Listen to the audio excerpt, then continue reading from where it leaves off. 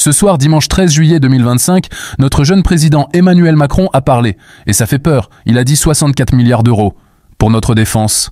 En 2027, le budget militaire, juste doublé. Voilà, la grosse révélation du jour, elle est là. Bienvenue dans la 4e dimension, celle où nos leaders ont un peu trop joué à risque pendant leurs vacances. Abonne-toi tout de suite, parce que crois-moi, tu vas avoir besoin d'une bonne dose d'humour acide pour survivre à ce qui arrive. Toi, tu penses vraiment que la fin du monde est pour demain, ou juste la fin du mois ? Le tableau est sombre, apocalyptique, dressé par notre guide suprême en personne. La liberté est menacée, l'Europe est en danger, les méchants sont partout. Il parle d'un vaste arc de crise, d'une menace russe durable, de l'irruption de l'intelligence artificielle, des fonds marins comme nouveau champ de bataille. On se croirait dans le pitch d'un film de Michael Bay, écrit par un stagiaire sous anxiolytique. Chaque phrase est une alerte rouge. On nous dit qu'on replonge dans des années où l'histoire se fait. Et sans doute jamais, depuis 1945, la liberté n'avait été si menacée et jamais à ce point la paix sur notre continent n'avait dépendu de nos décisions présentes. Oui, nous replongeons dans des années où l'histoire se fait. Tiens, ça me rappelle quelque chose. On ne nous avait pas déjà fait le coup de la guerre contre un virus ? Visiblement, la rhétorique guerrière, c'est comme le bon vin, ça se ressort pour les grandes occasions, et pour justifier cette pluie de milliards, on nous construit un ennemi sur mesure, la Russie. Préparé, organisé, durable. On dirait la description d'un bon vin, pas d'une invasion imminente. Et face à ça, que fait notre chef des armées ? Il provoque, il titille, il envoie des pics. Je le disais, jamais sans doute notre liberté n'avait été si menacée. Liberté des peuples attaqués par les impérialismes et les puissances d'annexion. Liberté bafouée quand les règles de la guerre sont effacées, quand chacun s'exonère du droit international, quand l'espérance de la paix est anéantie.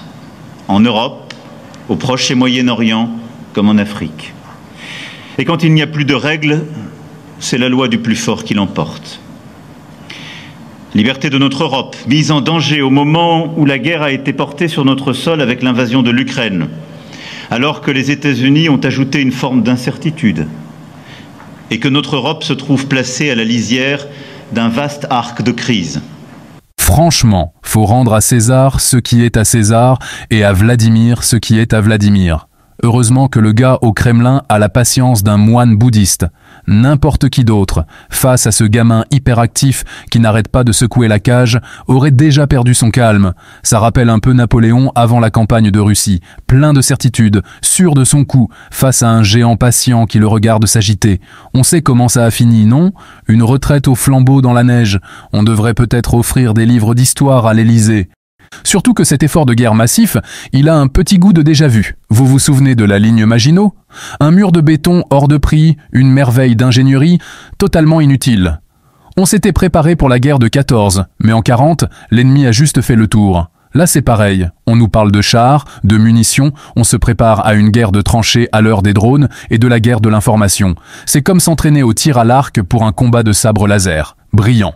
Mais attendez, le meilleur est à venir. Comment on paye tous ces beaux joujoux, ces rafales, ces drones, ces munitions qui coûtent un bras ? Parce que doubler un budget, passer de 32 à 64 milliards en 10 ans, ça sort pas d'un chapeau magique. Et là, notre président a une idée de génie, une idée qui va te parler, à toi qui te lèves le matin. On nous annonce que ce réarmement ne passera pas par la dette. Ah, soulagement. On va pas creuser le trou. Alors comment ? Il sera financé par plus d'activité et plus de production. Vous l'avez ? Vous la sentez, la quenelle historique? Ça veut dire quoi, plus de production?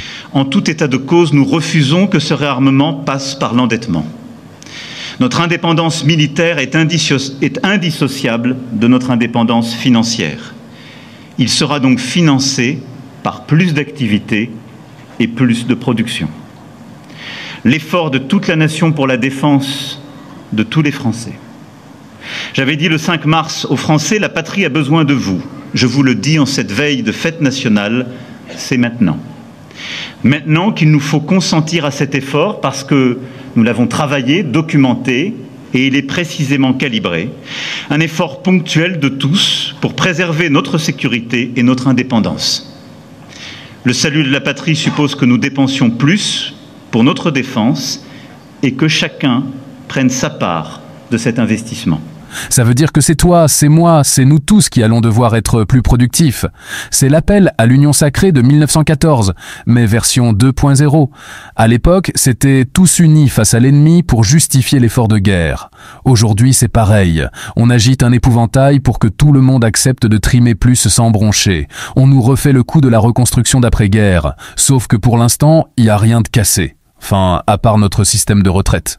La retraite qui vient de passer à 64 ans dans la joie et la bonne humeur, tu crois qu'elle va s'arrêter là? Avec un besoin de productivité pareil, on peut déjà tabler sur 67, peut-être 70 ans. C'est pour la patrie, comprenez. Pour être craint, il faut être puissant. Et pour être puissant, il faut que tu laisses tes lombaires à l'usine. C'est une version perverse du « enrichissez-vous » de Guizot au 19e siècle. Sauf que là, c'est pas « enrichissez-vous par le travail », c'est « appauvrissez-vous par le travail pour que l'État et ses copains industriels s'enrichissent ». Et c'est là que le discours devient une œuvre d'art de l'ironie. Il nous dit, pour être libre dans ce monde, il faut être craint. Mais libre de quoi? Libre de choisir entre travailler jusqu'à l'épuisement ou... Travailler jusqu'à l'épuisement? La liberté qu'on nous vend, c'est celle de financer des guerres imaginaires qui n'existent que dans la tête de ceux qui n'iront jamais au front. Et puis il y a l'Europe, ce magnifique projet, on va bâtir un vrai pilier européen de l'OTAN, on va acheter européen en masse.